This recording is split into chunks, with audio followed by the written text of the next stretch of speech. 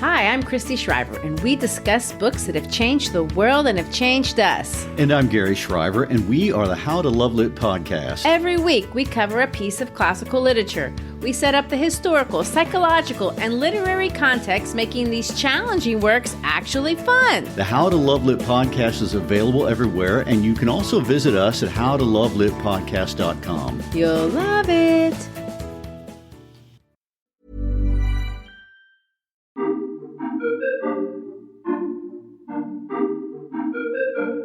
From the creators of Relevant Magazine, this is the Relevant Podcast. Delight lemonade. Used to carry all the groceries in one trip. Hercules. Simply made it make gone in one sip. Too much dip on my chip. Stiff on my jig to get my lip on. It's Tuesday, June 4th, 2019, and it's the Relevant Podcast, a special edition. Well, in that in a second. I'm your host, Cameron Strang, and here with me in our Orlando studios on the ones and twos, our illustrious engineer, my brother, Chandler Strang. Hello. On the Skype line from Loverland, Virginia, Jesse Carey. Hello, hello. From Nashville, Tennessee, our senior editor, Tyler Huckabee. Hey, everybody. And that's it. We do not have, I think for the first time in podcast history, we don't have that last seat filled. That's true. We've done 780-ish episodes. We've always had, from my memory, other than maybe the first 10, 4 people plus somebody recording us. And here's the thing. We typically have a pretty deep bench, too. You know? And I know it's print week for us, but you would not believe how busy everyone else who's ever sat in this 4th seat is. And one person has disappeared entirely, and I'll get to that in a minute. And I'm frankly concerned. I thought summer was like, sun's out, guns out, you're relaxing. People aren't doing as much. Yeah. But no, the high achieving Relevant Podcast cast, they're out, they're traveling the world, they're crisscrossing, they're changing things, they're taking names. I mean, there are literally a dozen people that was scheduled to be on today. And like I said, one missing person that we'll get to shortly. But listen, we got the skeleton crew. We're running lean. We're running hot. I can promise you. A little bit more wiggle room. It's a little bit more wiggle room. There's more lane for us to occupy. Right. It's like when Kramer painted over the center line and he just started weaving. That's us today. I want to say this because Cameron, I jumped into that Twitter conversation you referenced last week about, someone concerned about the amount of nonsense and banter. And let me say this, if you're listening to this podcast for the first time, pause it right now and download like the last 3 because this one's going to get weird. It's going to get real weird and I don't care. This is like those episodes of TGIF, like when Urkel and Uncle Jesse from, 3 different shows would come out and sit on the couch and directly address the viewer. And they just did like recap episodes. You know what I'm talking about? They just decided like the whole construct of sitcoms, of TGIF, we're just tearing down the 4th wall. And now we're just talking to you directly because things don't make sense anymore. That's this episode. Jump right in. Deep into the like the 4th, our 4th usually, and not all, and some people are better than others. We don't need to name names, but the 4th is usually sort of the tether, our anchor. They keep things on the rails. They keep, they're the seatbelt. They don't let us get too far. And that's not happening when there's today. a respectable person in the room. All helium. When there's a nice lady in the room, you sit up a little straighter. You know what I mean? True. You're not gonna give in to your that inappropriate joke that makes you smile, but you're holding it back because you don't know where she's coming from. No, you're gonna say it. She's not there. Okay, to that point, Cameron, can you read the note I've left under banter? And that's all people need to know what they're getting into this episode. I saw it. We'll get there. Despite everything we just said, we do actually have a great show in store for you. Yeah. Coming up later, Heather Avis joins us. She's the author of the new book, Scoot Over and Make Some Room, My Story of Sitting Next to a Guy on a Plane Who Hogged the Armrest. No, it's called Scoot Over and Make Some Room, Creating a Space Where Everybody Belongs. She talks about making the church and our communities more diverse places. We're excited to have her. Yeah, it's a great interview. It's a challenging interview. Man, I'm a huge fan of Heather. And just to be clear, Scoot Over and Make Some Room has nothing to do with flying too close to armrest hog on an airplane. The strategy means you need a tank top at every travel. So that means, because here's the thing, like if you're wearing a long sleeve or like a hoodie or something, people are more inclined to be like, well, I can touch a little fabric. No big deal. Yeah, I wear the hoodie. But if I got the whole exposed shoulder and arm hunched over that armrest, that thing is mine. That thing is mine. No one's going skin to skin. I mean, desperate times call for desperate measures, Tyler. And if you really want that armrest, you will bear as much skin as you need to. I do not. Tank tops are now, they're new. Now that's sort of that's getting a little risky in today's climate, because Jesse, you and I were talking about this Catholic priest who's getting ratioed over Twitter because of this suggestion that people shouldn't wear tank tops to church. Yeah. Did you see this? No, yeah. I did see this. Oh, yeah. This guy, last I checked, he's at 11,000 replies to his suggestion he's a priest, and he said that he doesn't think that women should be wearing tank tops to church anymore. He asked a woman who was wearing one to cover up. We're already into a conversation that'd be very useful to have somebody like Annie around, but it's too late. Late. There's no net. There's no anchor. Here's the thing. We're already in it. I've been wearing my cutoff. It's midriff bearing, because that's when I'm throwing around the old medicine ball. I like to have a lot of flexibility at my core. It's my midriff bearing. You don't want to be tethered by the fabric. Yeah. It's my midriff bearing cutoff Lord's Gym shirt. I've been wearing that to church, because you preach the gospel at all times. When necessary, use a t-shirt of Jesus bench pressing the cross. So, if he's got a problem with that, then, take it up with the trash can, because that's where his opinion belongs. The real inspiration. Real inspiration. All right, Jesse, in the notes for this opening segment of the show, where we typically just kind of, much to the chagrin of that new listener who tweeted us about it, this is the part of the show where we tend to just meander into whatever topical lane we don't have time for percolates and just naturally happens. Thankfully I rescue it by moving on. We have other segments coming up. We've already talked about tank tops for 7 minutes of the 8 minutes we've been recording. This is the part of the show where there's no plans. We're flying fast and loose. For the first time in my memory, Jesse has written a show note under this section. The show note to me is Rambo trailer tossed to Jesse. Guys, okay. This should be its own podcast, to be honest with you. I don't even know why we're doing the rest of a show this week. We should have 2 guests on Friday so we can dedicate the entire hour and a half to this. Okay. The biggest pop culture news of the year happened earlier this week when the trailer for Rambo Last Blood hit the internet. Okay. I feel like I need to provide a little context for why this is so significant, because if longtime listeners of this show know that I and one of our former editors, Adam Smith, have been fans of the Rambo franchise for many, many years. Ironic fans? It started off as 8-year-olds as real fans, evolved into ironic fans. And then when Stallone just stopped caring entirely, very authentic, unironic fans, as we will see soon. Right. So Adam and I, were big fans of this. We would write our own scripts for Rambo films, which we would relentlessly submit to Sylvester Stallone. Stallone was actually on this podcast at one time and heard one of Adam's ideas, to which he hung up shortly after. And I tried to get Adam on, and I have a theory of why I haven't been able to get a hold of him, because I've been in regular contact with Adam Smith now for about 15 years. And my only assumption is there was a surge of testosterone so forceful that it just knocked his heart out. I think he's in the ICU. After he saw the trailer. Just testosterone, just a surge. His body overdosed on testosterone just from seeing this trailer. So I saw over the weekend, I saw a relevant tweet, the breaking news that the Rambo trailer had been released with the soundtrack, the non-ironic soundtrack of Old Town Road. That's right. On the trailer. And so, I literally was like, I don't have time for this. Okay.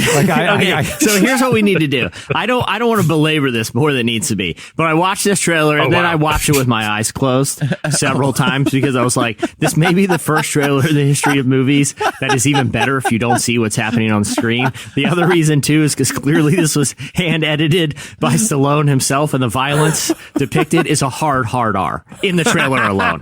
Like the little What's the premise of this final installment of the Rambo franchise. Yeah, that's what I'm curious about. So, as you know, Rambo really? Prior to this has retroactively won the Vietnam War single-handedly.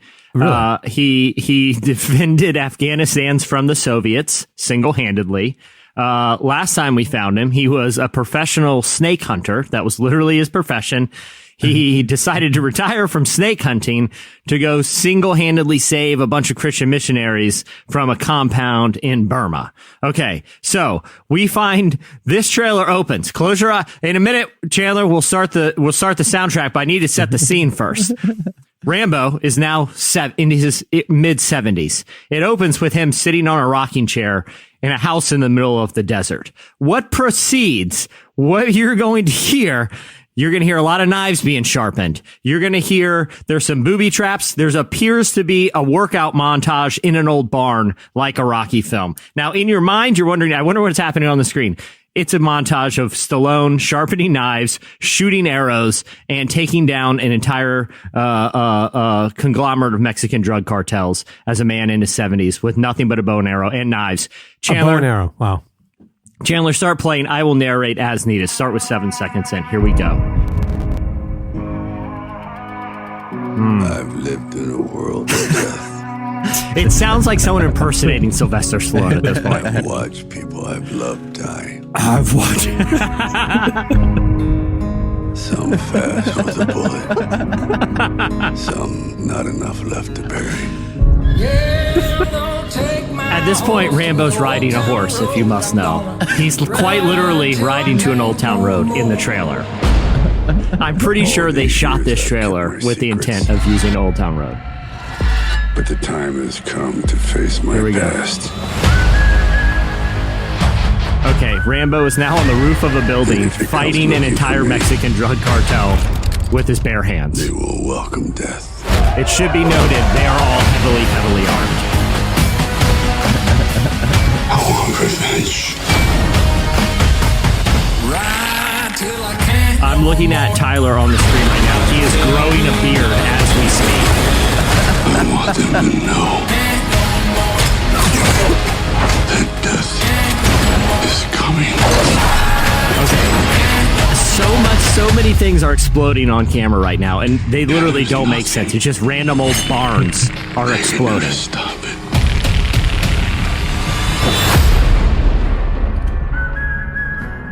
Okay. Who is in? Who's Chandler? Are you not in? I'm for it. I'm here for it. Here's where I'm at. I feel like whoever edited this trailer, and let's be honest, we know who edited this trailer. It was Sly. And we know all too well who edited this. He knew that Old Town Road was a phenom. Was all the kids love Old Town Road. It just came out like 2 months ago. 9 weeks at the number one spot. Yeah, 9 weeks now. Yeah. But he didn't understand that in the internet era, like, you both love things and you're like, the line between sincerity and mocking something is gone. So it's like this ironic but not ironic love of the song. But Sylvester Stallone, heard the song. He's like, no, that's a song. This is like he really felt it in his marrow. Like, he was like, ride till I can't no more. That's the Rambo ethos right there. So in your theory, Tyler, they had already cut a trailer for this film months ago. That's right. They had a different song. They had like a much more probably apropos and then tune. Stallone, who, judging by the plots of most of the films he had been in, does not understand what irony is. Right. Hears it with a sincere love, calls the studio and says, we got to hold off on this thing till I can get a special version, a Rambo version of this song recorded and edited into a trailer. I'm sure he does it himself. I'm sure he opens up Pro Tools and he rips the song down. He probably buys it on iTunes, like a normal. And that's how this trailer came to be, because he just loved the chorus about riding your horse till you can't ride no more that much. I'm picturing Sylvester Stallone sweating profusely in a tank top, maybe a Lord's Gym tank top, just profusely sweating, wearing like those big studio engineer headphones, like in like a studio with like wood panel walls, and he's got like 5 monitors, and he's just furiously editing this for like 7 weeks straight. You know, job well done, Sly. I also feel a little strange about the fact that this is a Lil Nas X song, but I believe they only used the Billy Ray Cyrus, the like 20 seconds of Billy Ray Cyrus over it. Yeah. I don't want to cast any aspersions on Sly Stallone about that. I just noticed it, and it's a little strange. It is, yeah. It was an interesting creative decision, but I am here for this film and here for this trailer. If people can't stomach the film, just watch the trailer like 7 times. You get the gist of the movie. I mean, you're all good from there. So you're welcome, world. Your love of Rambo is the most surprising thing about you to me. Why is that surprising? Because it seems like he embodies the spirit that I love. I guess so. Just the unbridled enthusiasm you have for the wanton violence is the surprising part. Here's you're a very kind and empathetic person in real life. No, I am, and like I don't typically. I'm not. I don't mind action movies, but I'm not like a big action movie buff. Right. I think it's just that he's Rambo. Like Stallone only has one speed, and like I said, the thing that he's incapable of understanding unintentional hilarity. Like he's never made a comedy. Well, I guess he made like Throw Mom Off a Train or something like in the 80s or whatever. But like, I don't think he really understands comedy. Like he's Throw Mom Off a Train. You mean Stop or My Mom Will Shoot? Yeah, well, it was one of those. I'm pretty sure Throw Mom Off a Train. Throw Mom Off a Train. No, I think that's right. Yeah, I think both of them were films in the 80s. Yeah. Really? Yeah. But either way, I don't feel like, just given the title of that film alone, I don't feel like Stallone has a great grip on what's actually funny. You know? He's not in Throw Mama from the Train. Danny DeVito and Billy Crystal are in Throw Mama from the Train. Just FYI. That's a great cast. Yeah. I mean, I gotta put that one in the queue. Yeah. The director of Throw Mama from the Train, Mr. Danny DeVito. He double dipped. He starred and directed. Good for Danny DeVito. That's the life. What a career. That's the life. What a career that guy's had. You guys know I'm a big DeVito fan.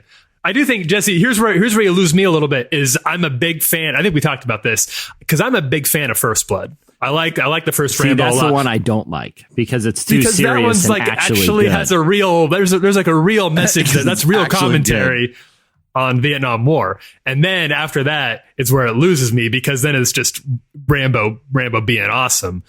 Exactly. I think you're the revert. We're flipped on that. The first one is like basically an indie movie about like PTSD and American society grappling with the aftermath of hardened veterans coming back from Vietnam. It's actually a good film. The second one is where he is plucked from a prison cell and asked to go, save hundreds of POWs single-handedly, and somehow, retroactively defeats the Viet Cong. That's when the franchise got good. That's when Rambo would start shooting stuff with arrows, and what the targets he would shoot would just blow up without explanation. Jesse, I'm realizing you and I are literally the polar opposites in our movie taste, in the sense of, let's take the Fast and Furious franchise. I like the first few where they were plausible. They were heists. They were Jesse likes number 7, where the car is jumping from the 100th floor of a skyscraper in Dubai into another skyscraper in Dubai, and then races a submarine, a nuclear powered submarine in the Arctic. That's what I want. That's what I see. Listen, there is a clip in the last Rambo movie where he saves those missionaries, where Rambo literally punches a guy's head off. Like, he punches a head off of a. Okay, Rambo sneaks up behind the guy. He's like, huh? And then Rambo, with his bare hand, just swings his dead, thick, 70-year-old arm and just punches the guy's head off. And the thing is, Stallone's, he thought of that and it's like, oh, I gotta do that. Gotta punch a guy's head off. Like, he didn't think, well, this is insane. Like, this is ruining all plausibility. No, he's just like, no, I'll punch his head off. Like that's what I think. Like, that's why I can't wait for this movie. Like I said, Rambo refuses to work with anyone. So he's going solo, even if he's severely outgunned by Mexican drug cartels. It's Sicario with Rambo, and I'm here for it. I'm here for it. I don't care what you guys say. I'm here for it. Yeah. Cameron, you brought up something that I want to revisit, because I've never, until this week, I had never seen a single Fast Furious movie. The franchise was a blank slate. Which one have you seen now? And then on Tuesday, I watched my very first one, number 1. Fast and the Furious, number 1, with Paul Walker. Yeah. And then on Friday, my wife is going to the Ariana Grande show, so I got number 2. Me and some friends got number 2, and I'm going through number 2. You're saying that it starts good and then just gets too stupid to be. No. Jesse says okay. The first few. The first up to 5 or 6 even are self-aware. They know what they are. They're loving it. It's dope cars, and it's just all the whatever. The plot is secondary to just the race scenes. It's self-aware. From the first I am not an action movie guy at all. Right. For some reason, that franchise became my guilty pleasure. I really enjoyed it. I remember going to the debut opening night of number 6 with Chad Michael Snavely, and there were people cheering and running around the aisles. Like the whole audience was in on it. You know what I mean? We were just having inside joke, like snakes on a plane. Like dude, it's just we were an inside having joke. a great time, right? What happened was they ran out of ideas, and number 7 and 8 just got so absurd. It wasn't even like fun anymore. You know what I mean? Like I don't know. It just. You mean way stop more fun. stop around 5 or 6 and you'll be because fine. then Dwayne gets involved and he's doing the Dwayne Johnson that becomes like punching nukes out of the sky. Oh, I'm sorry. Like Adding Jason Statham and The Rock to movies made them worse. Okay, believe these two. Believe these two, Chandler. Yeah. Anyway, all right. I'm not sure which one I'll be in. We'll see. I'll bring back my reviews every week. I'm sure it'll be a new favorite part of the podcast. I'll review whichever one I've seen. I don't most know why, but number 3, Tokyo Drift, is my favorite. But that was barely even a Fast and Furious movie because like none of the other cast is in it, right? Up until the post credit shot, right? One dude comes over, and it's just how they introduce some new characters. It's like when The Office went to Connecticut, and then they brought some new characters back to Pennsylvania. That's what Tokyo Drift was. They had to go over to Japan to bring some new characters back into the franchise. That's the thing. Rambo doesn't need to overcomplicate. There's no new characters ever. It's always Rambo and a few hundred random henchmen who die gruesome death at his bare hands for an hour and a half of uninterrupted gratuitous violence. He knows the formula, okay? Like, we don't need to introduce this new stuff. We don't need side plots. Just keep making the same movie over and over again in a different setting, and everyone will be happy. And that's what he's done. Good for him. Now it's got Old Town Road. So there, everyone. for the kids, for today's youth. Get the teens out. The tweens. They're going to love it. Yeah, Gen Z is going to love for the next 70-year-old Stallone. Those 300 toddlers from that viral video are all going to line up outside for Rambo Last Gen Blood. Z is going to be Snapchatting on their Who's It My What's, watching Rambo's punch guys' heads off.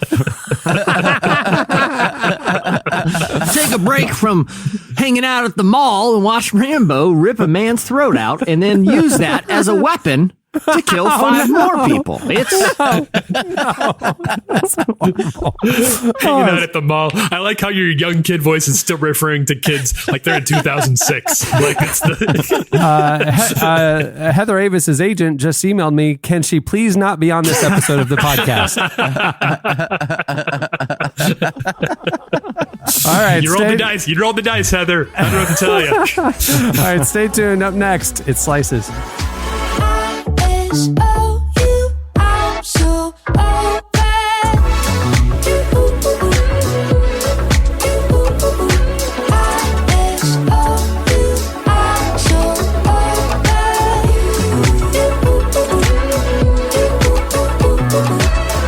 You're listening to Isu by Shaid. At the beginning of the podcast, you heard Groceries by Chance the Rapper, his new single.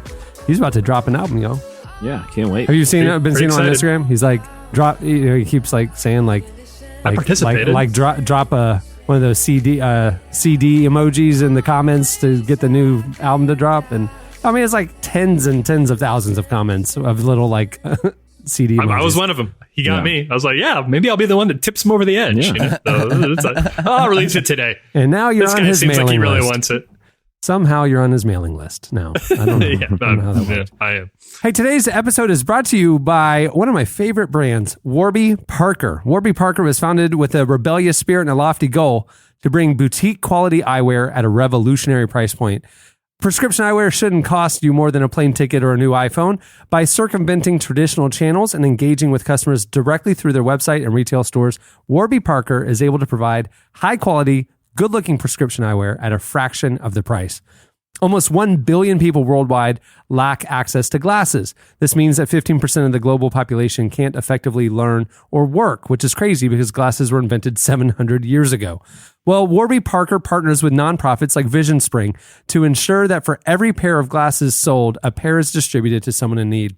Warby Parker believes that everyone has the right to see. Warby Parker glasses start at just $95, including the prescription lenses. Lenses include anti-glare and anti-scratch coatings as well. And for people who are concerned about the effects of blue light from screens, I'm looking at you, Jesse, blue light filtering lenses are also now available. Look at that. Have an iPhone X? Make sure to download Warby Parker's app where you can use their brand new virtual try-on, allowing you to try on eyeglasses, seeing the realistic color, texture, and size of each style using just your phone. I just did this. I did their free home try-on 5 pairs that they mail to you thing, and I also did the iPhone app, and it's super cool to try everything on virtually. It's awesome. I probably have 6 pairs of Warby Parkers over the years. I've been a long-term customer. Love their mission, love their style, love their price point. Right now, you can order 5 pairs of glasses from Warby Parker and try them on for 5 days with no obligation to buy. They ship free and include a prepaid return shipping label. Head over to warbyparker.com/relevant to order your free home try-ons today. Do it. You'll like it. Okay, it's time for Slices. This is going to be a short one. Well, what do you have, Jesse? Thankfully, Huck and I have both become prepared with a twofer, because just because it's a skeleton crew does not mean we're not giving the people the content they demand. We've already short the listeners. Yeah, exactly.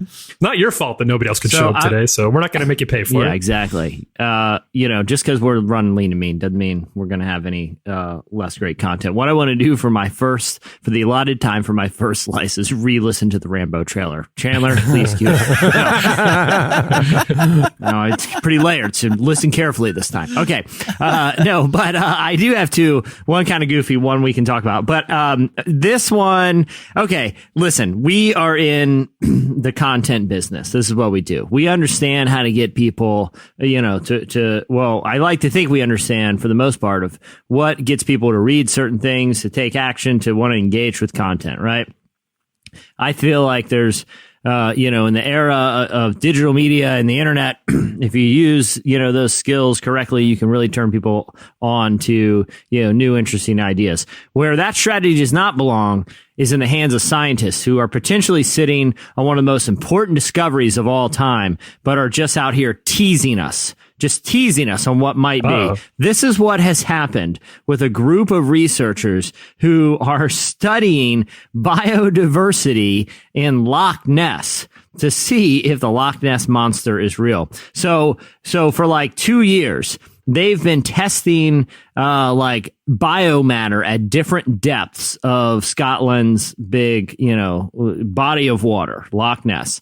And they're looking at, fish scales and waste products. And so for years, they've been testing at different levels of the loch to see if there's anything in the DNA that they find that would indicate there's a mysterious creature living down there. So they finally, a year overdue. So this is supposed to be done a year ago, right? There's like a school in New Zealand funding this. So they're supposed to be done a year ago. They just now said, okay, we're just wrapping this thing up. And they said, hey, we have found something that's going to narrow this thing down to 2. It's going to be one of these 2 things. But they're hijacking the study. They're refusing to unveil what they found. And the news stories kind of allude until they can get like a TV documentary, like a special, like a Shark Week type of special. They're holding on to the greatest discovery in the history of humanity to try to get an hour special. This is you don't believe me that they're playing clickbait with this thing. This is literally the quote. So basically, to set some context, they said it's probably one of 2 things. It's either a dinosaur that has somehow survived the period which dinosaurs are wiped out, meaning there really is a giant, should be extinct sea monster, probably with cool spiritual powers, lurking under those waters. Yeah. Okay? Untapped potential, right? Who knows what kind of spiritual powers they have? Or it's a large sturgeon or giant catfish. It's one of those two things, and they're going to wait to unveil to us. Here is his quote. If you don't believe me that he's just teasing the world, this is what the scientist says. Is there something deeply mysterious? Depends what you believe. Is there anything startling? There are a few things that are a bit surprising. You can't do that. You're a scientist. You can't tease out the results of a 2-year-long study till you get a documentary. Do you guys not find this insane? Especially at a time when science is under attack from old institutions. And people are trying to say, scientists are just out there for the money. We can't trust them. You can't trust anybody but yourself, not even your own lying eyes. I think it's irresponsible for scientists to lean into that stereotype of themselves as just being these attention hungry, like flash in the pan, just trying to withhold their intellect from the common people, from the lay folks like us. Yeah. I think it justifies all of the worst things people are saying about them. And now I don't know what to believe, because if scientists will be this showy about something like this, then how do I know that the things that they actually say are really quote unquote important, like quote unquote global warming, are really true either? Well, that's the thing. There's got to be some line between a boring Al Gore PowerPoint presentation. We get it, Al. We got it. This could have been condensed into a much more interesting documentary. You got Stallone to do the voiceover and had Old Town Road play repeatedly in the background. Oh, there's got to be some middle ground between a boring PowerPoint presentation and teasing people out for 2 years. It just enraged me. It just totally enraged me that scientists now are willing to go to like clickbait tactics. I'm surprised that you're not here for the showmanship, though. That you like a good, you don't want them to just like, release a report. No, I'm surprised you're not like loving the pomp and circumstance around the reveal. Because like I love showmanship if it delivers. It's like here's the thing. It's like if David Blaine set up this insane trick where he had you write his name on a card, right? And he like ate the card at that point. And then, like he had you, turn your clothes inside out, and you're like, where is this trick going? And then at the end, he's like, all right, I'll finish the trick like a year from now. It's sort of like, I'm all for the pomp and circumstance if there's payoff. There's no payoff here. We don't know when we're going to get these results. They're wielding science as a clickbait weapon. And we don't even know at this point if there's a monster in the depths of Loch Ness, thanks to these, arrogant scientists. It just has me all rattled, We don't even know if the world is round anymore. Yeah, dude, this is no time. How many facts are they playing with, Jesse, right now? I just don't think that there's any new tool to reveal any new information that we already know. I mean, think about this. Like the era of like the Sasquatch sightings kind of ended when everybody has like high-res phones and cameras in their pocket. Did it? You know what I mean? Like, did it? Like the mysterious, like, shadowy figure. Like, we don't have those photos anymore, and all of a sudden the mystery goes away. They've had radar, sonar, things that could and have scanned it for decades. They would have seen something by now. There's no new information. We've had the technology for decades to reveal if there was something in Loch Ness. Listen, I want to believe you, but they found something. He said it's a little startling and a little surprising. Does that sound like a giant catfish to you, Cameron? Why would he tease us like that? Why would he tease us? Okay, one more. This one I'm interested in your guys' opinion on. That the EU, there's a potential new policy by the EU that's going to be taken to the European Union Court to see if it holds up. The EU now has a law that says electronic commerce does not regulate the territorial scope of an obligation to remove information disseminated via a social network platform. It does not preclude a host provider from being ordered to remove such information worldwide. Here's what that means. The EU right now has a rule that says, like, if there's information that is displayed on social media on accounts in the EU, the social net media platform can be held liable for that. They can be subject to penalties, and the penalties now have real teeth. They can lose up to 4% of annual sales for serious violations. But what this new EU rule says in effect is that even if the content on social media is displayed in parts of the world that aren't access to audience in Europe, that the platform can still be held liable for penalties. So that means someone in, hypothetically, Canada or Central America could post something that the EU determines as hate speech, and the EU could fine the platform for that, even if it was never accessed in the European Union. So Facebook is really pushing back on this, saying that no single government institution should have what's in effect power to globally regulate a social media platform.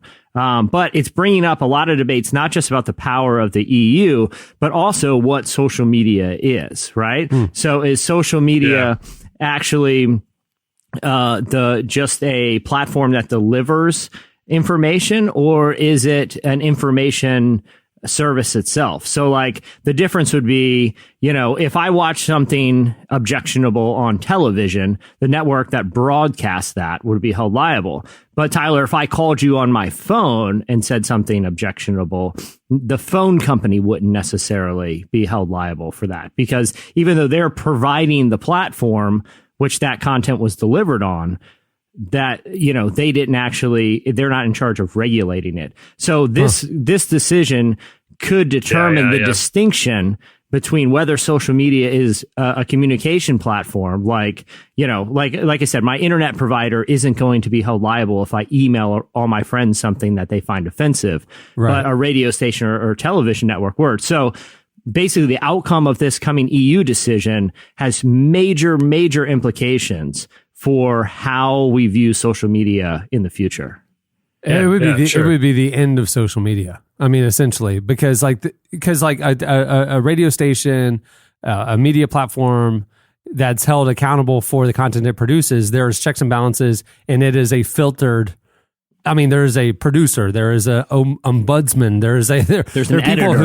There's an editor making sure that the content is, appropriate and good and quality and engaging and also legal.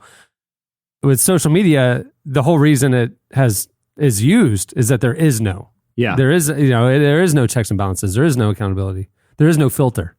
So if they were to, it would be, first of all, impossible to staff that appropriately to filter everything. And two, imagine trying to write a tweet and then it goes into a queue to get approved. Like you're buying a Facebook ad. You submit the ad and then a human has to approve it. You know what I mean? But these social media places most of them have already implemented some sort of content team that moderates it. Obviously, as we've talked about, I think on this podcast before, they're incredibly understaffed and the work conditions are not good and they're paid not well to be looking at some of the worst things on the internet. But Google, YouTube, Facebook, Twitter, all of these places have teams that you don't send it through a queue, but they are in charge of looking for things like hate speech. But that's different. But that's different because it can exist, and then whether they or the public kind of flags it to say this is inappropriate, it will then get removed later. If that happened on a media platform, the FCC would fine that radio station. They went out, even if later the person got suspended or they said we're sorry that he said that on the air, they would have a major fine. So the idea that a government regulatory body would be fining Facebook or Twitter, they wouldn't do it retroactively. They wouldn't do it we'll find the stuff if it pops its head up and pull it. They would have to do it ahead of the game, or else they would be fined out of existence. And the other thing too is there's a big major distinction between self-regulation, which is what is happening now, and trying to, enforce a terms of use agreement that a user agrees to when they sign up to the platform, and having a government institution implement global standards for what kind of conduct is appropriate on these platforms, because the standards of the EU are going to be different than the standards of the United States, especially when it comes to what is and isn't considered something like hate speech. If there are positions that someone could say that are, maybe not the most, that may be kind of blunt. If someone were to say, I believe that if you're not a Christian, then you are guilty of sin or are going to go to hell. It's conceivable there are some people that could consider that borderline hate speech towards other faith groups. Or you could go to like a country that's like a theocracy, like a Saudi Arabia, where they have blasphemy laws where you can't say certain things or it's considered blasphemous. So I hate to use like the slippery slope thing, but really that's kind of what's at stake here, is not only what social media is, but what is and what isn't appropriate dialogue on those public platforms. You know what? A distinction that could emerge would be the difference between public and private accounts. If you think about it, if I'm a public, I have a public account, I'm broadcasting. I'm just putting content out there to potentially millions of people. It can spread, it's, whatever. But like, I'm thinking about like WhatsApp or even Snapchat and stuff. It's more of a closed communication platform. WhatsApp, while quote unquote social media, is a closed network, more like a phone call. It's like, and so, I could see that possibly they would treat private accounts, closed network, closed loop, communication as like phone, unregulated. And that public accounts would be deemed as a media platform. That it would be a content creator and would be regulated as such. I could see that would be the difference, maybe, that all of a sudden Twitter has to make everybody a private account, something like that. And if you want to have a public account, you submit to regulatory oversight and filters, Because I think there was a time where places like Facebook and Twitter, like they have just done such a poor job at regulating themselves and enforcing their own terms of agreement that it seems like we are in a very dangerous place with them in terms of the hate speech that's being allowed online, and in terms of like both ISIS and the alt-right and anti-Semitism and things like that. And people have gotten really hurt by some of these accounts. Oh, certainly. So I think that I understand the impetus at play here. And I think that something like what you're talking about, Cameron, might be a potential reasonable sort of compromise between the potential fear of government overreach into the private accounts and freedom of speech issues, and then the actual safety of people who are being targeted by this. And if you join a private group or one of these closed network, you're agreeing to a waiver essentially that you're releasing the platform of any liability. You are signing up for this knowingly. I could see that being an evolution of social media, where not everybody has a platform. I mean, it would be a new era. I mean, the democratization of media has radically shifted our business. I mean, it's radically shifted the need for the gatekeepers. And I mean, I was talking to some of my artist friends recently, musicians and stuff. And, 10 years ago, they needed a magazine. They needed a label. They needed to have a manager to have a demo to get on a label so the label could get it into the magazine and the magazine could tell people about them and then they would sell albums. Now they bypass the label, they bypass the gatekeepers, and they just have their own social media following. It's radically changed artistic freedom and democratization of media has been a big thing.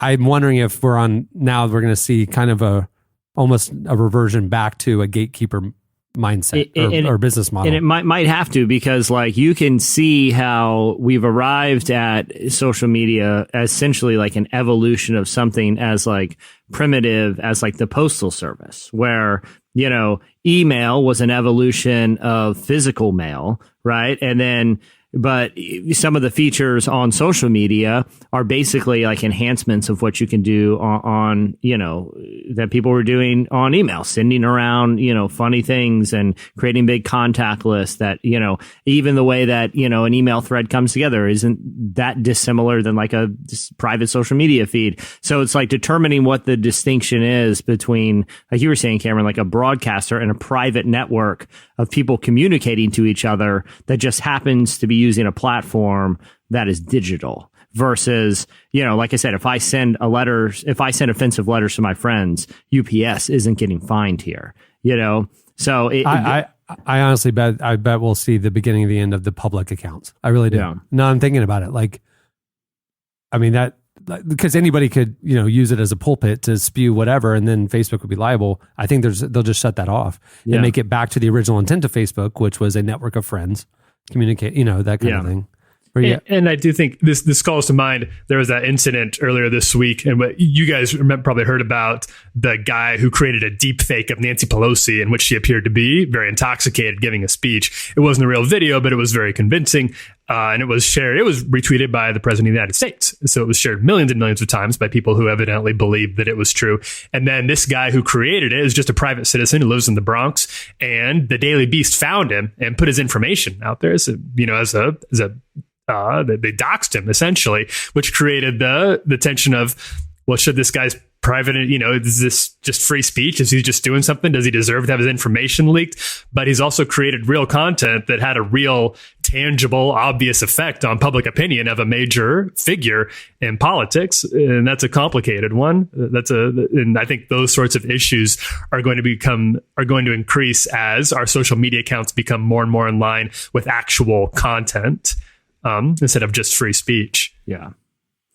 And the distance between our phone conversations and the things that we put online, that gulf is getting wider and wider. Yeah, that's true. But ideologically, the gulf isn't that wide. You know what I mean? Yeah, it's just expressing ideas through speech on a different platform, But anyway, it's interesting. And the implications are going to be huge. And it should be later this summer that the EU will have their final decision on it.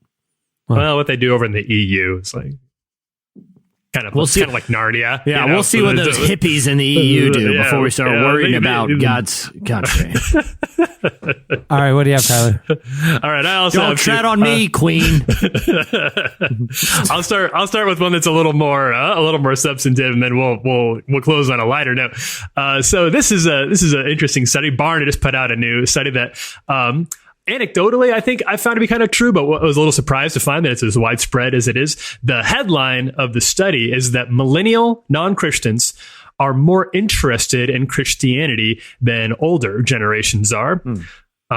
So the study is called Reviving Evangelism, and in it, nearly 3/4 of non-Christian millennials who do not profess Christian faith, have said that they've had at least one conversation about their religious beliefs with a close friend or family in the past year. And that is way above older non-Christians, only 52% of whom said the same thing. Even more interesting, I think, nearly 2/3 of millennial non-Christians had spoken about their beliefs with a Christian. They talked to a Christian about their beliefs about the Christian faith, compared to just 44% of older non-Christians. Millennial non-Christians are twice as likely to express a personal interest in Christianity and have had more contact with people who attend church than older millennial non-Christians. So in general, you're just seeing a more of a personal interest in the Christian faith than older non-Christian generations had, but also less of a divide. They have more friends who are actually Christians. They have more friends who attend church than older generations did. There's less of a gap between those two groups. You got to think of context in this, though. The millennials are 23 to 38. That's a season of life that you're an adult. You're sitting there, discussing with your friends politics, world issues, social justice, war, spirituality, belief. Yeah, I mean, like, it seems to be more of the time in your life where you're exploring worldviews, you're learning, you're forming your own opinion, you're shedding the skin of what your parents raised you as, and you are stepping into your own ethos, right? And when you're in your 40s and 50s, you're settled. You've figured out, by and large, please, I'm not painting with a completely broad stroke, but by and large, this is we are X, I am X. You're not in that evolutionary discovery phase of life. And it's a mature phase. This isn't teenagers. Millennials aren't teenagers, right? They're 20s and 30s. Yeah. So to me, I'm wondering if they had done this study 20 years ago about Gen X, who were then in their 20s and 30s, would it have been similar? I was going. Go ahead, Jesse. I think it would be interesting to look at comparative, numbers. Time of life versus generational, because to me this is apples and oranges. Yeah, but like, compare the generations at the same moment. Yeah, boomers when they were 28 did X. Gen X when they were 28 did this. Yeah, millennials when they were 28 did this. But just compare 28 to 48 to 68 is dumb. The other theory that I have on it, though, is that, there used to be sort of that adage that it's impolite in a lot of settings to talk about religion and politics. Like, people just got awkward when those types of topics have gotten brought up. I feel like the social standards of what is and isn't appropriate to talk about in, kind of casual social settings has changed pretty dramatically, where I just feel like it's probably a combination of both time of life, but also shifting social norms, because there really was a time where you would never hear something like the religion of someone on TV mentioned in any sort of meaningful way, right? Like there are, if you watch a lot of like old sitcoms and TVs, that's never a part of it, but now I don't feel like it's that uncommon for a character to be Muslim and that be a meaningful part of that character, or for a character to be a Christian in a way that isn't just like, there's always been like a Ned Flanders or someone who's, a satire of a larger idea. But it does seem like faith is now more a part of people's individual identities than it seems to have been in the past to some degree. I mean, I would counter that we weren't around in the 60s and 70s and 80s to know. Yeah. Right. I mean, and is it that it's more open now, or is it just we have more access and information because of social media and blah blah blah blah blah that we get to know them as people now? Because like with the NBA, which I follow closely, the old school guys, the Isaiah Thomases, Charles Barkley's, whatever, talk about in their day, blah blah blah, and now like we know. We only knew what was on the poster in our bedroom about our heroes when we were kids. Now we follow them as actual people, and I know Joel Embiid's personality and his thoughts and his politics in a way that was just not accessible before. So I don't know that maybe Charles Barkley was having the same conversations and had the same thoughts, but again, it's like that apples and oranges thing. We can't compare eras. And two, at what is it sort of a tail wagging the dog? Like, because this information is more accessible to more people are more comfortable giving people access to that information about themselves.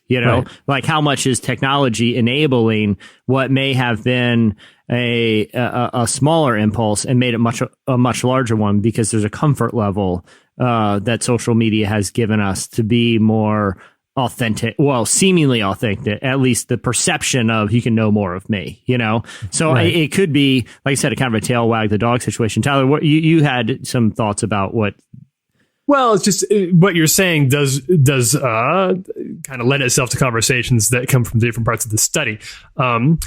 Possibly to your point, Jesse, millennial non-Christians have had much more, almost twice as much personal experience with evangelism as older non-Christians. 45% of millennial non-Christians say they've been evangelized to, versus just 26% of older generations. That shocks me. That surprises me a lot to me, too. there's a follow-up question there. What was their like? What are they talking about? They were out clubbing and the guy at midnight was like preaching, "You're going to hell" on a megaphone. Because but that would seem like that's a pretty universal experience in the U.S. I think older generations have seen those same street preachers. Yeah, but that's what makes it. So I'm not interesting. sure. But it could also be social media. This could also be via a friend on Facebook, who wouldn't necessarily be like evangelize. Like, do you know where you're going to go when you die? But I've definitely had conversations with my non-Christian friends, which I wouldn't say I was trying to proselytize or convince them or of anything, but was explaining my beliefs in a way that maybe they hadn't heard, they were curious about. Yeah, that's what I'm saying. Like defining the term, I've experienced evangelism. Is it that I had a conversation late one night with a group of friends about our spiritual backgrounds, our current belief system, and there was like a spiritual fluidity to it, and somebody grew up in the church, but here's what they believe now. And then now when I'm asked by a surveyor, I go, yeah, I experienced evangelism. Somebody told me that he was a Christian. I mean, like that's not the same thing.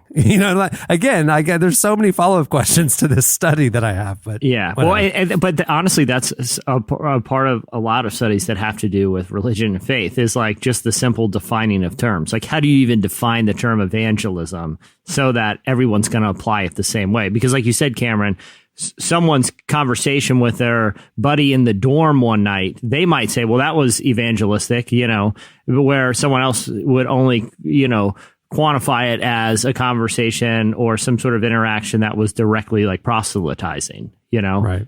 Like without the definition of that term, because fluid terms. Well, and plus, let's face it, the word evangelism has become an extremely loaded term. I feel I don't know. I can honestly say I don't know, other than the street preacher with the megaphone, that I've experienced evangelism or come across it. Yeah. Obviously, we have spiritual conversations all the time with our friends and stuff. We talk about what the Lord's doing or what we believe or wrestling with stuff.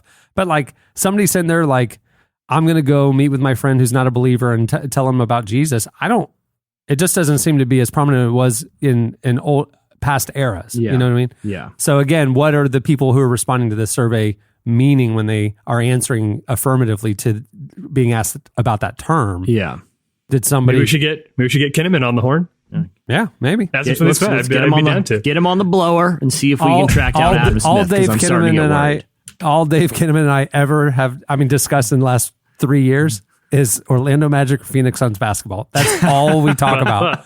That's a separate pod. Hey, David, I'd like to talk to you about two franchises that frankly have been pretty sad the last 5 years. So let's see whose fans are more miserable. Well, that's the reason why we've connected is he's a lifelong Phoenix Suns fan and we both bemoan our misery every season throughout. You got a lot to be sad about. One last little data point here that's a little more concrete and then we can move on, but I did think this was interesting.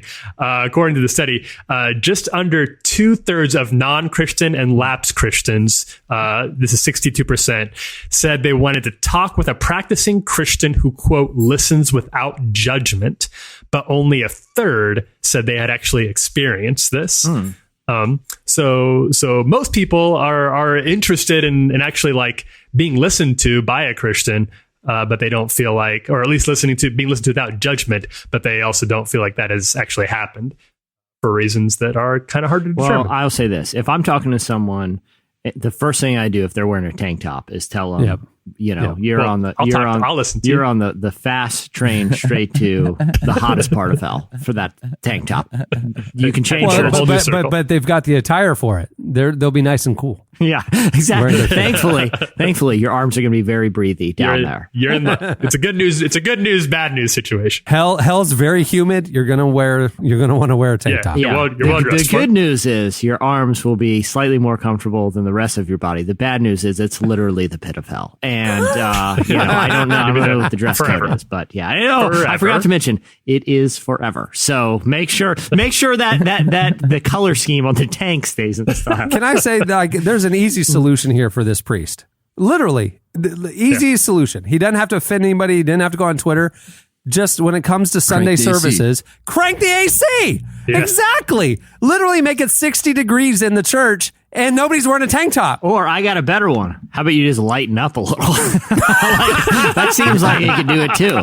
That seems like, hey, just chill out. How about we just chill out on the people in tank tops and worry about their souls, not their arms? Doesn't cost you a dime. Yeah. Well, I think the Catholic Church understands. They got their priorities in the right place right now. Yeah, exactly. There's not a lot of issues. Why don't you stop being such a nerd and worrying about tank tops and worry about why don't you make sure everything's kosher? Taking care of the big things. Now it's just fine tuning. Well, yeah, you might want to have a discussion. Just tweaking the dress code. Your buddies up at the Vatican, because I don't think they're really, doing too hot these days. All right. We got some Catholic listeners. Let's take it easy. They would probably agree. They're probably wearing tank tops right now, going, "That's right, sun's out, guns out. That is right. Take that, Frankie. Vote Francis." But for that, hey, they need to make a Christian tank top that it's SON, suns out, guns out, and they wear it to church. That's Dude, I really want to go. I don't know where that guy's church is, and I would never thought about protesting a church before, but it'd be very, very funny to show up there in a tank top that with a big sign that says "Suns out, guns out," but it's SON, and just like I really like this tank idea, and would buy the relevant merch version of it. This is Cameron, very funny. I'll go with "Suns out, guns out." Cameron, you go with "I demand the right to bear arms," and it's bear arms. It's actually bear arms. Yeah, BARE. Yeah. Bear arms. It's summer. It's summer. We need. It's getting. I demand the right to bear arms. I will tell you right now. Guns out. By the time this podcast goes up in 5 hours, there will be 2 tank tops at the relevant store, store.relevantmags.com. The right to bear arms and suns out, guns out, SON. There will be way less than 2 because I'm buying 5 for every day of the week, Monday through Friday. My new work uni. Yeah, my new work uniform. One for the evening, one for the mornings. Yeah, because I'm working up. Because if I'm wearing tanks to work, I'm working up a sweat. You better believe that. Sweat. That'll do it for Slices. Stay tuned. Up next, Heather Avis joins us. So leave the clothes and mess we made up all on the floor. 'Cause when we put them on, we're not in love anymore. 'Cause I know when we go,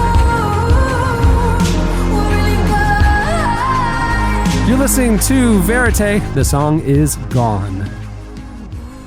Well, this episode is also brought to you by Blinkist. Being able to practice mindfulness every day is something we all want to achieve, and sometimes it can be really hard when we're overwhelmed with work and other aspects of life. Well, there's an app I highly recommend which might help you to be more mindful every day. It's called Blinkist. Blinkist is the only app that takes the best key takeaways, the need-to-know information from thousands of nonfiction books, and condenses them down to just 15 minutes so you can read them or listen to them. Blinkist is made for busy people like you who want to get the main points of the books quickly without reading the entire thing. With an audio feature, Blinkist makes it so easy to finish 4 books a day while you're on the go. 8 million people are using Blinkist right now. It has a massive and growing library from self-help, business, health, to history books, and a lot more. I am a subscriber and download Blinkist books all the time. You can easily listen in the car and get great recommendations on what to read next. Some of the most popular books in the mindfulness and happiness category include The 7 Habits of Highly Effective People by Stephen Covey, The 4-Hour Workweek by Tim Ferriss, and Start With Why by Simon Sinek. Lots of good stuff. And right now, for a limited time, Blinkist has a special offer for just the relevant podcast audience. Go to Blinkist.com/relevant to start your free 7-day trial. That's Blinkist, spelled BLINKIST.com/relevant to start your free 7-day trial. Well, Heather Avis is a speaker and author of The Lucky Few and her latest book, Scoot Over and Make Some Room, Creating Space on the Armrest on Airplanes. No, creating a space where everyone belongs. In it, she describes how the experience of being the adoptive parent to 3 young children, 2 of whom have special needs, opened her eyes to the ways that churches can be more inclusive spaces. Jesse, you talked to her, right? Yeah, I'm a big fan of Heather and her work, and this book in particular is very challenging, and that's what I think to come across in the interview. But I do feel like it's important to set some context for how she kind of arrived at a lot of the observations about kind of ways that the church really needs to improve and Christian communities need to improve, which is how her life changed. She's an adoption advocate, and when they started adopting children, it kind of led to this perspective shift. But I want to give that context of her telling a little bit of her backstory. We ended up with 3 children who were not born of my womb, 2 of whom have Down syndrome. And it changed the trajectory of our lives forever and for the better. And so with this new book, Scoot Over, Make Some Room, it basically, I've been parenting for 10 years, which isn't a super long time, but it's plenty of time. And I've just say when we step out our front door, my kids are stepping into a world that continues to fail to see their full value and worth. And that's unacceptable. And so there's that piece of my kids will be seen as exactly as they are, as valuable and worthy and incredible humans. And also my life is so much richer because I've been catapulted into these spaces of doing life with people who are so different than I am. The experience of having such a diverse family, kind of, and wanting to create a world that in the future is better than the one that we have now, really led to some eye-opening things about the church when it came to diversity. And here's why she thinks that, there are a lot of failings that need to be addressed. I think that the church, quite frankly, and when I say the church, like air quotes, big C church, right? I think that's what you're saying. The church, is totally failing. For whatever reason, it's become this incredibly homogenous, comfortable place, which is, in my opinion, and I think the opinion of Jesus, the total opposite of what the church should be. So we have found personally, and then in interacting with, at this point in life, thousands of families who have a loved one with a disability or Down syndrome, that the church is one of the first places to other them, to segregate them. And there's like a statistic, and don't quote me here, but that talks about how Sunday mornings are the most racially segregated hour of the week. So we're still doing church life homogenously. And I understand that for people of color. I feel like a lot of people of color should. That's like such a safe church to be, such a safe hour. And yes, be with people who are like you. And you can go all the way back historically into like when slavery was happening, and that Sunday hour was such a safe place for African American people. But if we look at God and we look at just creation, period, and we see all the diversity that's been created and that we should be living together, and we talk about people being image bearers. And so if we don't, I believe that if we're not intentionally doing life with people who are different than us, who are image bearers of God, then we're missing out on the fullness of God. Yeah, I think, her thoughts there are extremely challenging. A lot of churches are self-segregated. People end up, I don't want to say everyone, but there are a lot of people that end up, going to church with people who are just like them. And when that happens, not only do you, like she says, automatically kind of make people feel like other, not inclusive, but you also lose out on really valuable perspectives and ideas and the way that God, expresses himself through different people within his creation. And that's why she said it's so important to be intentional about creating diverse communities, especially in the world of faith. And here's what she said about that intentionality. I think the fact that we are, as the church, continuing to do church real comfortably, and which means we're not making space for people who are different than us. We don't have intentional space for people with disabilities in our congregations, or we're not being intentional about about creating a Sunday morning environment that is a place where all different ethnicities can thrive together, that we're just, we're going to continue to be broken and hurting. I think that's super interesting. It's something that I've been thinking about a lot. And I hope the conversation at church gets there, because I do think there's a growing awareness of the importance of diversity and welcoming people who aren't like us, whether that be in terms of race or in terms of people who are developmentally disabled too. I think that representation is hugely important. But I think a lot of the failing is for a lot of people like us is that we kind of think that just by acknowledging that we need to have that, we feel like we've done something really good. We pat ourselves on the back. And I'm glad to hear the conversation that Heather's conversation is moving towards intentionality. Like, it's not enough to just say diversity is important and let it go from there. It's tough. Like, it's not an easy thing. It takes disruption to your own social circles. It's hard. Sometimes it's geographical, sometimes just by proximity, where you live, or who the people that you grew up with, or the denomination that you are most familiar with. But I want to close out with something she said along those lines, that, for people that, encounter her work and read her story in this book in particular, knowing that, listen, it might take some hard work and getting outside of your own personal comfort zone, but in the end, that's worth it. Here's how Heather put it. I hope that the reader just does a really deep evaluation of who is around them, of the who around them, and just takes notice of people around them who are different, notices who is there, and then notices who's missing. And is that awareness is so important. And then it hopefully translates into action, would be the ultimate goal. And I feel like this is one of those books that really is asking the reader to do some hard work. And I know that we live in a world that's like all the self-help books about how awesome you can be, and, all like the you books. This is quite the opposite. But in the long run, ultimately, when you do make space in your life for people who are different than you, it gives you a richer, more worthy life. So it's like doing that hard work relationally will actually benefit you so much in the long run.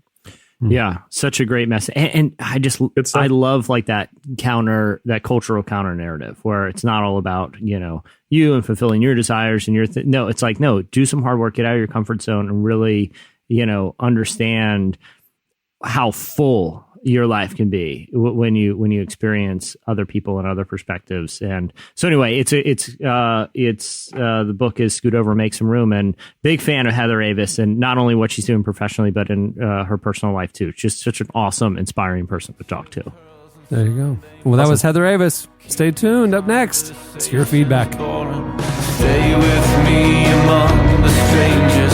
Change your mind and nothing changes. Don't let show any emotion when you climb into the ocean. Riley, you should try to get some sun. You're listening to The National. The song is Rylan. Jess Collins. I'm very happy about that. Shout out Jess. We got some Weezer coming up too. We got all the hottest tunes from the mid-aughts coming to you. Hey, ladies and gentlemen, here, say anything.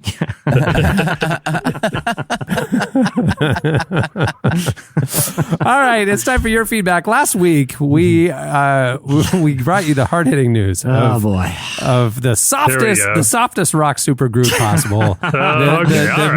Hey, no, Tyler, don't back down now. I am not backing down. The 1990s. No. I hear Tyler already apologizing. Listen, we said nothing to get them all mad, and I don't care that they are.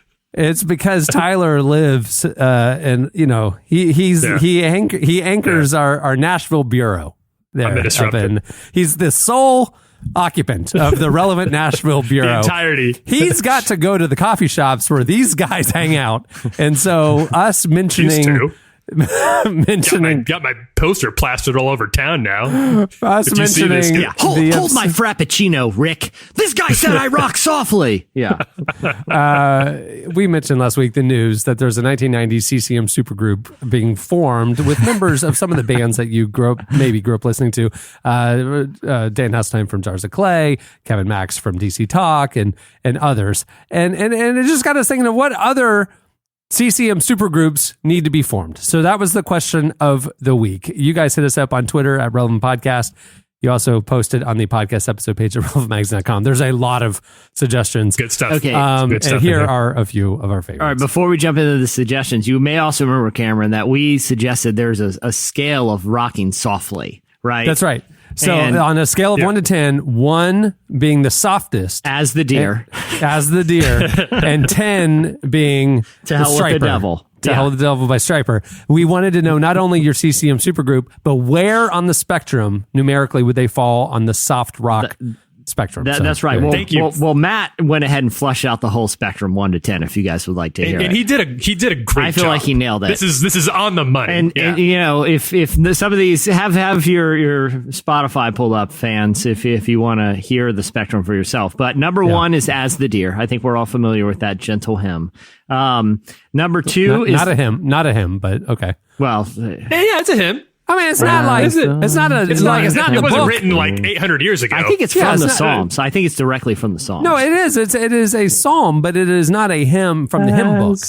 I don't know what I don't know all the distinctions. Either way, I'm not a scientist. Either way, we can say this: nothing rocks softer than As the Deer. Whether it's whether it's in the hymn book, whether when David was pinning it, you know, in the Psalms, he was pretty chill. Yeah, he was pretty chill. David's writing it by himself, and he hands it over to the Selah musicians. And they're like, David, this one rocks pretty softly, man. This is not your hardest rock work here. And he's like, it's okay. It's As the Deer pants for the water. He's like, we're in the cave. It's a little tough. Stressful. We're being chased. I think we need to just chill it out a little bit. Yeah. Here's the As the Deer. Yeah. This is Dad, David. This is post. The Giants way in the past. He's retired the tank top. He's wearing cardigans and pinning As the Deer at this point. That's right. He's no longer slinging rocks. So that's at number Philistines. one on the spectrum. Acoustic harp. According to Matt, that's still number one. Number on two is the song "Anything" by For Him. I'm not familiar with that one. I'm not familiar. No. I remember For Him, but I don't know the song. No, I don't think it's the song. I think he said "Anything" by For Him. Is number two. That's very good. Very good, Matt. You didn't put quotes around the word "anything." It just says "anything" by For Him. You're right. Anything by For Him. So they're just slightly above As the Deer. Cranking it up to number 3 is the song "Great Adventure." This Stephen Curtis Chapman. Little Stephen Curtis Chapman. Yeah. Okay. Saddle up your horses. Yeah. So saddle up your horses. Yeah. So that's up to 3. Number 4 is the song "Breakfast" by the Newsboys, who makes, the things I've always appreciated about the song, about them not serving breakfast in hell, is that it's taken the stark idea of an eternal resting place of torment for those who reject Christ and make it a big joke about eating cereal. So number 4, Breakfast in Hell by the Newsboys. Number 5, Jars of Clay's Flood, right in the middle. Which we said in the show last week. Okay, number 6. This is where it gets interesting. Number 6, I would have had this higher, Meant to Live by Switchfoot. I get it, though. No, that's just a notch above Flood. I get it. It's perfect. I think it's perfect because I also think that rock is sort of an ethos, like lyrically, and Meant to Live. While the songs songs definitely plugged in, the amps are turned up. It's also not a very like punk ethos to get out there and really live your life. It's encouraging. To the full. It definitely. It's not anarchistic enough. It ratchets it up from there. I'll blow through this last one. 2008 Skillet, which pretty hard rock. Followed by the song "Jesus Freak" by DC Talk at number 8. Yeah. Love it. "Youth of a Nation" by POD at number 9. So POD is holding down the top end there, and then finally "To Hell with the Devil" by Stryper. So that is the scale, because throughout the scale will be mentioned. I want to start with Beth. Her band name is called Just a Little Bit Secular, and it features 3 artists who had their roots in Christian music but have since expanded their horizons: Joy Williams, Katy Perry, and the Jonas Brothers. And they're about a 4 on the soft rock scale for a little bit secular. A little pop out. More than a little bit secular, but I see where I know what she's working with. I get it. Yeah. Okay. I'd listen. I like all right. I got to hand it. Tip of the cap to Juan. I think this would be a good one from Audio Adrenaline. On the lead singer Kevin Max. From the Newsboys, he'd bring in Michael Tate, and then he'd want some sort of hip hop presence, maybe Toby Mac. He'd bring those 3 titans of Christian music together. He'd get them all in the same room, see what sort of magic had. Who knows? A combustible. Really it's like a cocktail of some of the greatest Christian rock acts ever. We'll see what happens. That's really good. He says that he notes that it would be perfect for cruises, which I couldn't agree more. Yacht rock. Hey, don't you love it how half of CCM is already one big super group? Like they already are all part of each other's bands. Yeah. Okay, Aaron had this one. CCM is basically like when they broke up AT&T or the Bells back in they made like 10 different companies out of the AT&T. Yeah, exactly. All right, so Aaron said CCM supergroup, Michael W. Smith, Stryper, and the Supertones join forces to become the Michael W. Stryper Tones. Michael W. Smith's dulcet vocal tones combined with the roaring horn section and dueling guitar solos would be, pretty fun. It's also a number 5 on the rock scale. I would think that'd be higher, but I'd crank it up a little bit, maybe. Yeah, I think going higher than Jimmy is a fan of the awkward. He's a fan of the Scots Tots, and he says his Christian music supergroup would just be an insanely awkward duo of Michael Gungor and Chris Tomlin, where they play mashups of their music to an audience of liturgist and CCM fans. So just nobody's happy. Nobody's happy with the pairing. No, definitely both sides are very displeased at that concert. Yeah. Everybody storms out. Yeah. Storms out. I like Zach's gone topical here. He's created a band for our time. Not only is this a supergroup, but it also is relevant to today's world.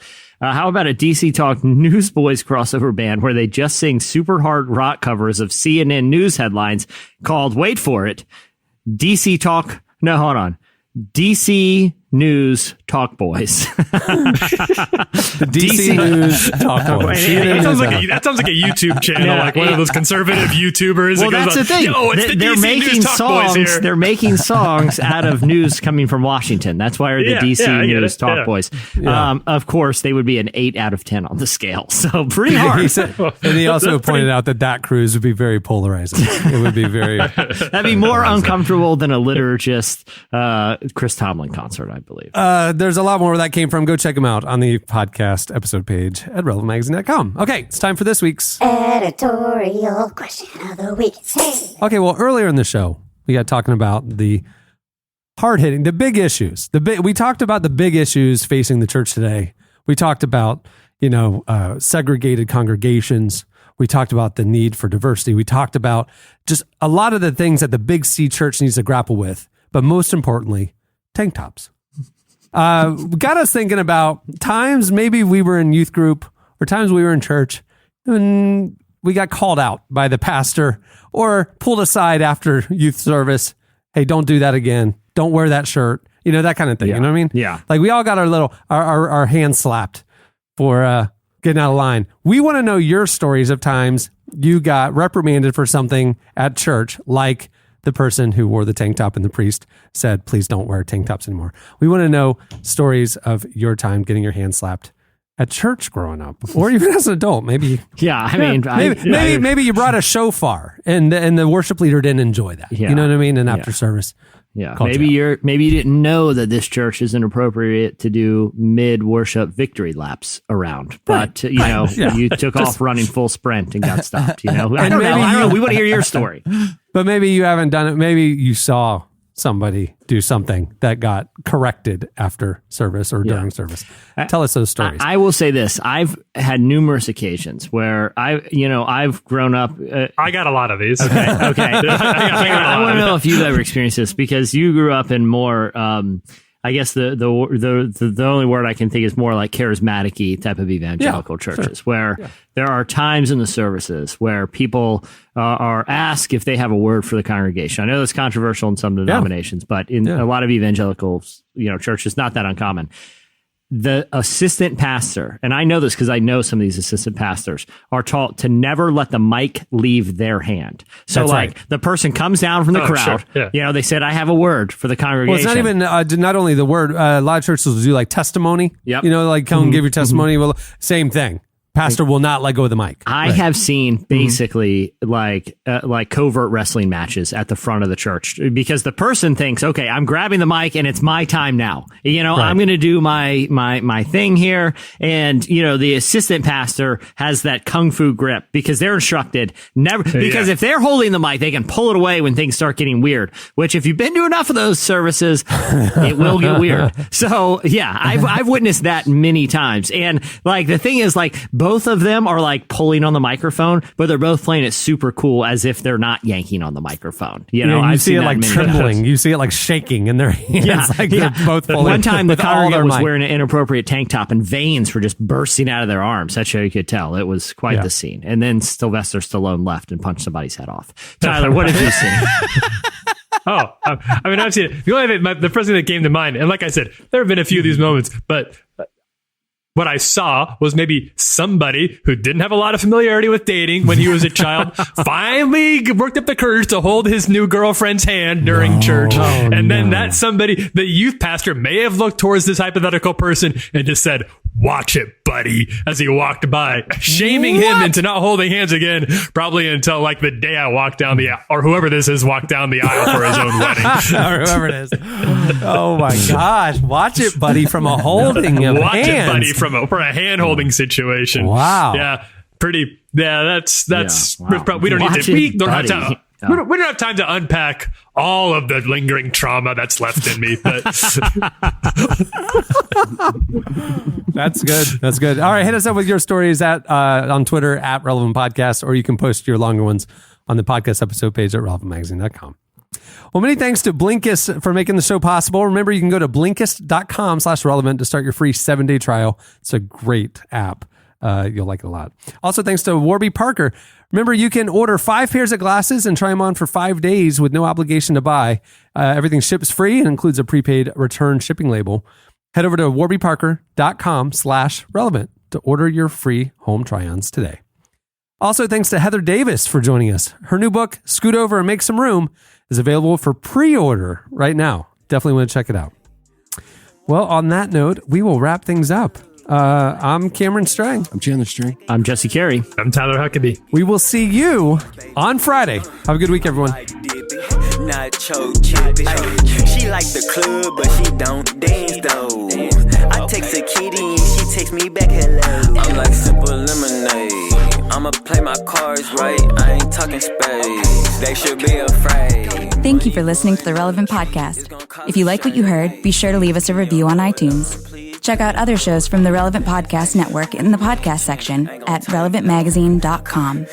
And while you're there, browse exclusive podcast merchandise at our online store. Make sure to subscribe to Relevant Magazine. Info is available at relevantmagazine.com/subscribe. Stiff arm, a jig to get my lip balm. Used to carry all the groceries in one trip. Simply made it make gone in one sip. Gen Z is going to be Snapchatting on their Who's It My What's, watching Rambo's punch guys' heads off. Relevant Podcast Network.